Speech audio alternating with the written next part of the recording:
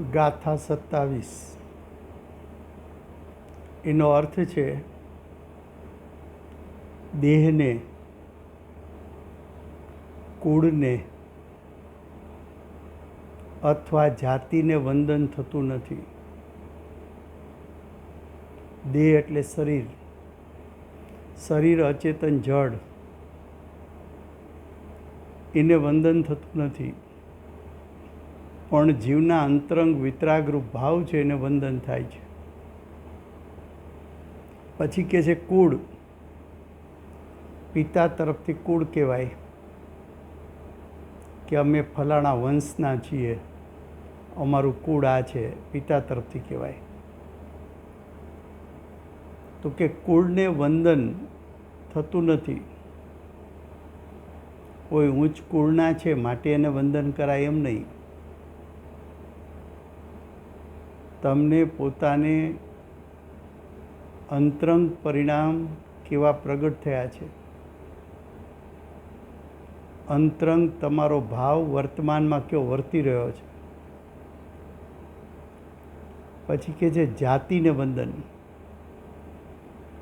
માતા તરફથી જાતિ કહેવાય. અમારા મામા, અમારા નાના એ આ જાતિના છે. તો શરીર, કુળ કે જાતિ એને વંદન થતું નથી. કારણ કે શરીર સુંદર હોય, ઉચ્ચ કુળ હોય, ઉચ્ચ જાતિ હોય, પણ એવા જીવો ગુણથી રહિત હોય, શુદ્ધતાથી રહિત હોય, તો તેને કોણ વંદે?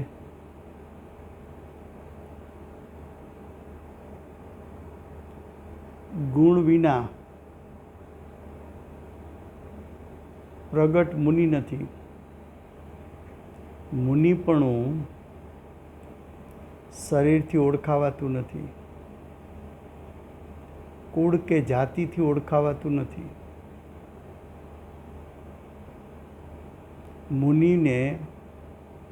મુનિને યોગ્ય ગુણની પ્રગટતા થઈ છે કે નહીં? મુનિ રત્નત્રયના ધારક છે કે નહીં? મુનિ 28 મૂળગુણના ધારક છે કે નથી, છે કે નહીં? મુનિ 13 પ્રકારનું ચારિત્રનું પાલન કરે છે કે નહીં? અને જો શ્રાવક હોય તો અણુવ્રત, ગુણવ્રત કે શિક્ષાવ્રતના પાલક છે કે નહીં? 11 પડિમાને ધારણ કરી છે કે નહીં? તો શ્રાવકની ભૂમિકામાં શ્રાવકને યોગ્ય સમ્યક દર્શન જ્ઞાન સહિત આચરણ, મુનિને યોગ્ય સમ્યક દર્શન જ્ઞાન સહિત આચરણ. જો આવું હોય, એટલે કે આવા ગુણધારી હોય, તો શ્રાવક વંદનીય છે, મુનિ વંદનીય છે. પણ શરીર સુંદર છે, શરીર શક્તિશાળી છે,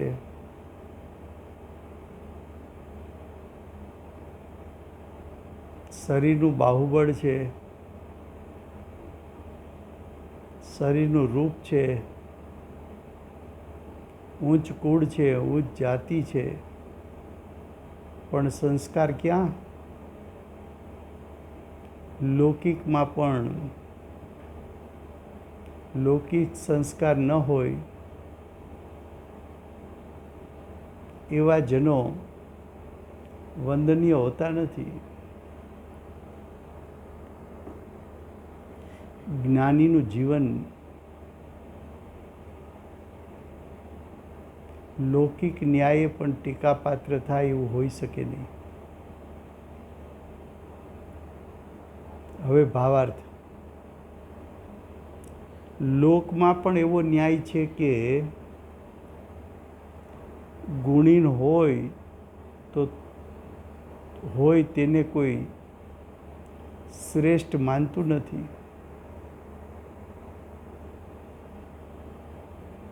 એને પણ સમાજમાં કોઈ ઉચ્ચ પદવીનું સ્થાન નથી.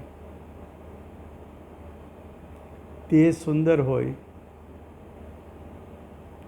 કુળ મોટું હોય,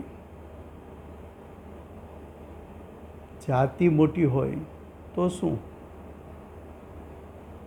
કારણ કે મોક્ષ માર્ગમાં તો દર્શન, જ્ઞાન, ચારિત્ર એની શુદ્ધતા એ જ્ઞાનીનું ગુણપણું છે. એ જ્ઞાનીનું ગુણવાનપણું છે. જ્ઞાનીઓ તો ગુણના ધારક છે. જ્ઞાનીઓ તો ગુણવાન છે.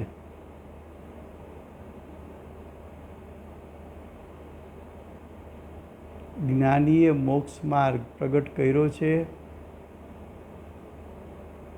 અને બીજા જીવો પ્રત્યે કરુણા રાખીને, વાત્સલ્ય રાખીને યથાર્થ મોક્ષ માર્ગ એનો ઉપદેશ આપ્યો છે. એવા જ્ઞાની ગુણવાન હોવાથી વંદનીય છે. હવે કે છે દર્શન, જ્ઞાન, ચારિત્ર ન હોય એટલે કે દર્શન, જ્ઞાન, ચારિત્રની પ્રગટતા ન હોય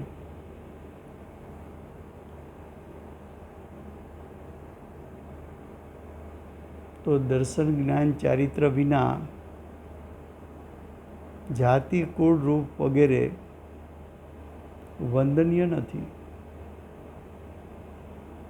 તેનાથી મુનિ કે શ્રાવક પણ આવતું નથી.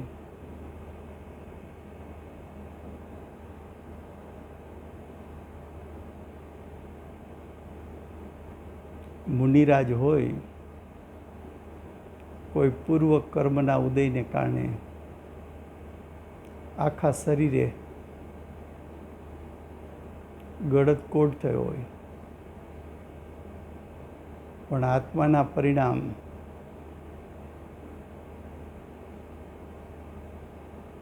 મોહ રાગ દ્વેષ રહિત, કસાય રહિત, 5 પાપોથી રહિત,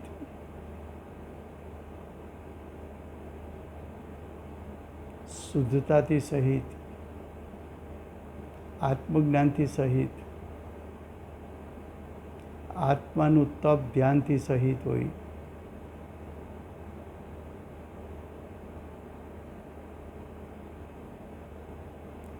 મુનિનું વર્ણન કોઈ પણ શાસ્ત્રોએ દેહની સુંદરતાથી નથી કર્યું,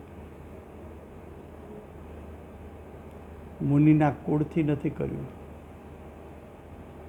મૂળની જાતિથી નથી કર્યું.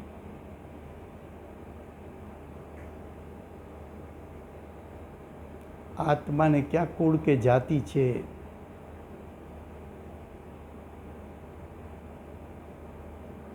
તો કે છે મુનિ શ્રાવકપણું તો મુનિ કે શ્રાવકપણું તો સમ્યક દર્શન, જ્ઞાન, ચારિત્રથી જ હોય છે.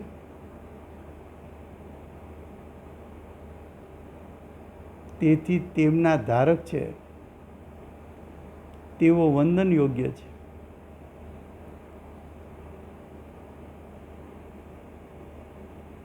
તો આચાર્ય ભગવંતે શરૂઆત ત્યાંથી કરી હતી કે સમ્યક દર્શન વંદનીય છે.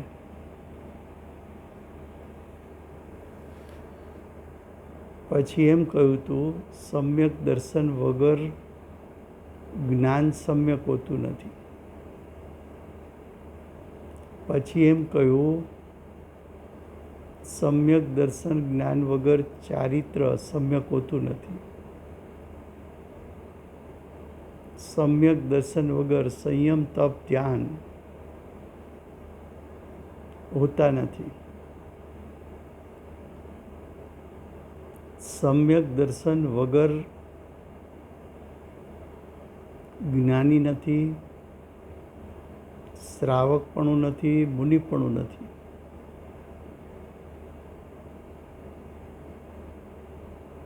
સમ્યક દર્શન જ ધર્મનું મૂળ છે. માટે વંદનીય સમ્યક દર્શન છે. સમ્યક જ્ઞાન ચારિત્ર સંયમ તપ ધ્યાન બધાના મૂળમાં સમ્યક દર્શન છે. તો સમ્યક દર્શન છે એ વંદનીય છે. સમ્યક દ્રષ્ટિ વંદનીય, સમ્યક દ્રષ્ટિ શ્રાવક વંદનીય, સમ્યક દ્રષ્ટિ મુનિ વંદનીય.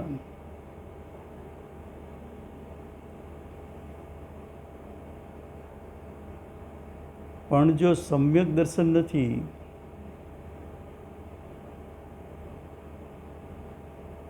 અને શુભભાવરૂપ કે શરીરની ક્રિયારૂપ શ્રાવકપણું લીધું કે પડીમાઓ પાડી, વંદનીય નથી. સમ્યક દર્શન નથી અને 13 પ્રકારનું ચારિત્ર નિરતિચારપણે પાલન કરે, દ્રવ્ય લિંગ ધારણ કરે, શુભભાવરૂપ 28 મૂળ ગુણનું પાલન કરે, વન જંગલમાં રહે, તો પણ વંદનીય નથી.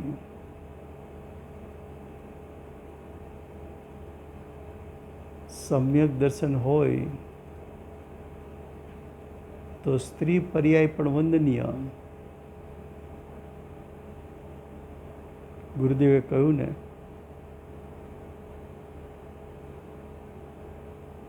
બેનશ્રીના ચરણમાં આડોટશે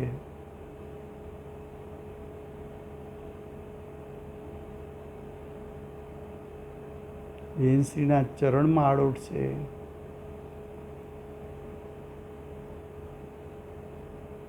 તો પણ એનું હિત છે.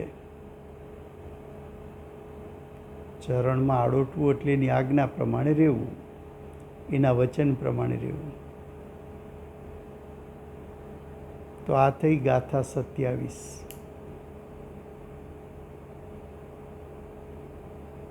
ગાથા 28થી નેક્સ્ટ સ્વાધ્યાયમાં ચાલશે.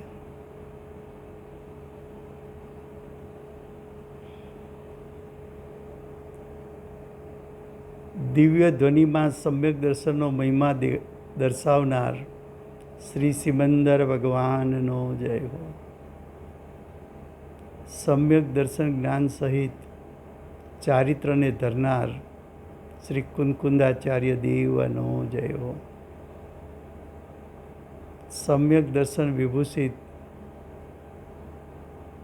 પરમ કૃપાળુ શ્રી સદગુરુ દેવનો જય હો.